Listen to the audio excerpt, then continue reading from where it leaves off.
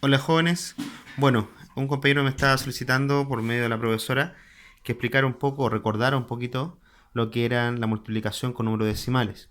Bueno, aquí está para que los que no se recuerden muy bien cómo era la multiplicación de números decimales.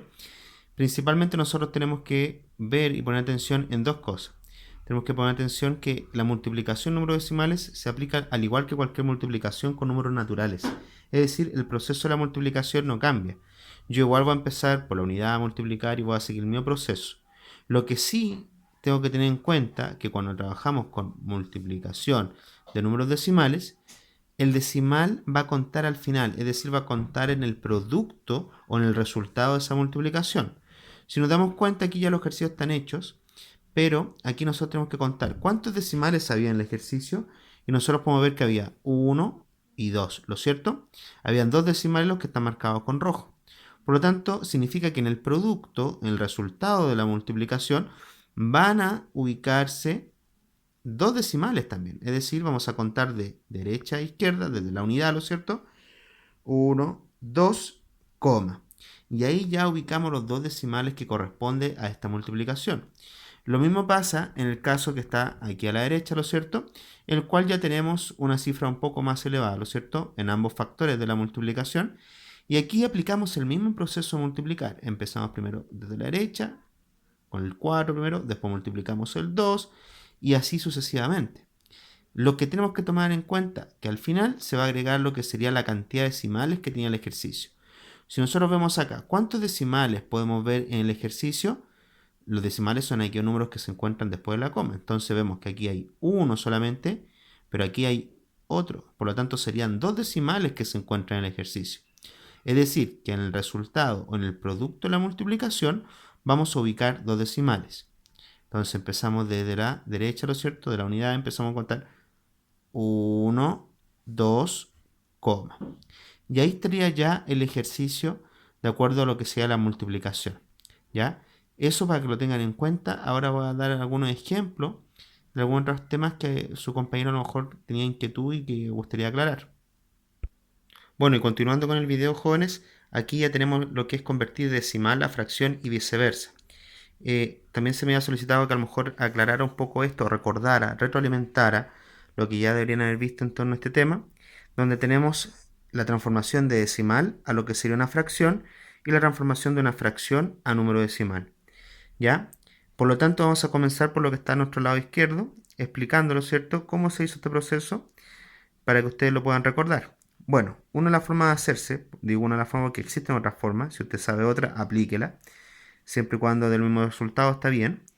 Por lo tanto, aquí tenemos 2,25, ¿ya? Por lo tanto, usted tiene que hacer lo siguiente. Para transformar este número decimal a fracción, tengo que considerar cuántos números decimales hay después de la coma. Recuerden que los números decimales son aquellos que se encuentran después de la coma. Tenemos 2, ¿lo cierto? Le saco la coma a esto, coloco 225 partido, ¿lo cierto? Y aquí no es llegar y colocar 100, sino que los ceros va a depender de la cantidad de decimales que habían después de la coma. Aquí tenemos dos números decimales, por lo tanto van a haber dos ceros. Si hubieran tres números decimales, van a haber tres ceros y sería por 1000, ¿no es cierto? En este caso ya sacamos lo que sería la fracción equivalente de esto, pero podemos simplificarlo y tenemos que hacerlo, tenemos que reducirlo. Recuerden que simplificar es reducir a través de la división, ¿no es cierto? Pero a través de un mismo número. Por lo tanto, tenemos que recordar la regla de divisibilidad. En este caso, todo número es divisible por 5 si este termina en 5 o en 0. El 225 termina en 5 y el 100 termina en 0. Divido 225 en 5, ¿lo cierto? Me da 45. Si lo divido en 5, me da 20. Logramos simplificarlo, pero resulta que tenemos que simplificarlo hasta dejarlo irreductible, hasta reducirlo a su mínima expresión, ya hasta que no se pueda seguir simplificando. Por lo tanto, el 45 y el 20 se pueden seguir dividiendo o simplificando por 5, sí, porque terminan 5 y terminan 0. Seguimos dividiendo, nos da 45 dividido en 5, nos da 9, 20 dividido en 5 nos da 4. Aquí ya nos damos cuenta que no se puede seguir simplificando porque ninguno de los dos números aparece dentro de su misma tabla, ¿ya? Por lo tanto, en este caso, o son múltiplos también se podría decir. En este caso ya llegamos a su representación irreductible o a su reducción total. ¿Qué es lo que tenemos que hacer ahora? Tenemos que ver que esta fracción es equivalente a 2,25 y esa sería la respuesta de este ejercicio decimal transformado a lo que sería una fracción. Para explicar el proceso, por otro lado, de lo que tiene que ver de la transformación de fracción a número decimal, tenemos el proceso conjunto. Es decir, que aquí utilicé la misma fracción que nos dio anteriormente para que vieran que da el mismo resultado. Y para hacer esto solamente tengo que hacer un proceso de división, donde el numerador, el número de arriba, es dividido por el denominador, por el número de abajo, ¿lo es cierto?